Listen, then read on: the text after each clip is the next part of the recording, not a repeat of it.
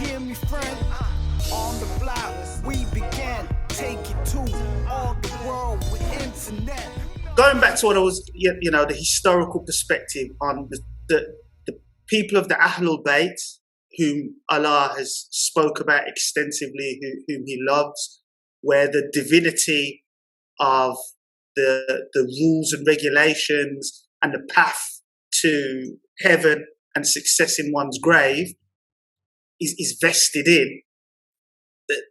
The ignorance and the following, because Allah says in the Quran that Satan is a clear enemy to mankind, you see.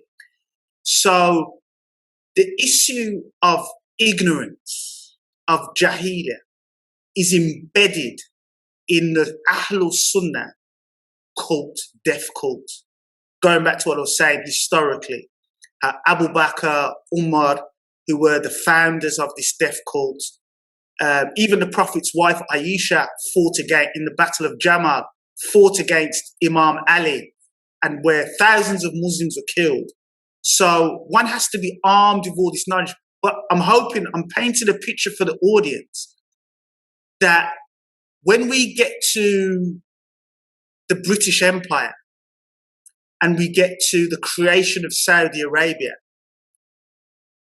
and Sir Lawrence of Arabia, Major Lawrence of Arabia, and the destruction of the Ottoman Caliphate, the Ottoman Caliphate also another satanic and non-Islamic, un-Islamic. You can't take over Hagia Sophia. You can't convert a church into a mosque. That's haram. Allah's not backing that. Again, don't shoot the messenger.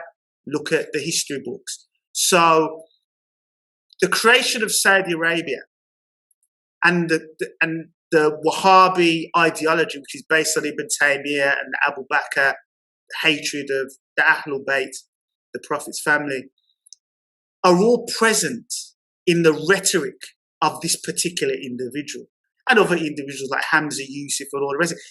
Hamza Yusuf and Timothy Winters in Cambridge, I call them Salafi light. Yeah, they're like, because they're Caucasian, Europeans, I call it Salafi light, but they're just as belligerent and hypocritical, because ultimately Allah says in the Quran, Iqra. That was the first command, which means read. It's an ongoing process. One doesn't take one shahada and become a Muslim, and then that's it.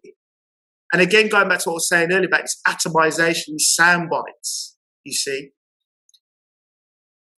I've seen many young people I fell into the trap myself. You hear these sound bites, but you have to look at it. Again, I'm going to use the Arabic term, I'll translate for your audience. Akal, intelligence. You have to use your intelligence. Allah's given us a brain. You have to use your brain. When people sort of like, in a very ignorant fashion, allow themselves and expose themselves to this hypocritical, murderous, terrorist Islamic cult, they're doing it because it's all about choice. Everyone's got a free will. Yeah, you read the Quran, it's always mankind has free will. Mankind has free. You get judged on the day of Yawm al-Qiyamah. It's about your free will, about the choices that you make. You see?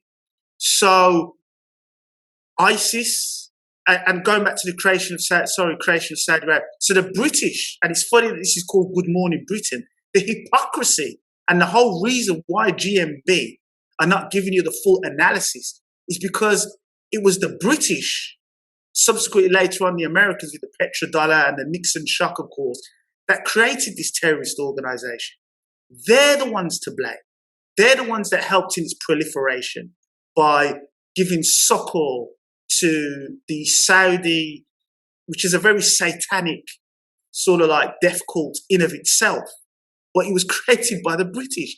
Saudi Arabia is a British, you've got Sussex or Manchester and Birmingham or Salt Lake. Just like that was created, that's Saudi Arabia. Hajj and Mecca and Medina are constructs of the British Empire or the City of London.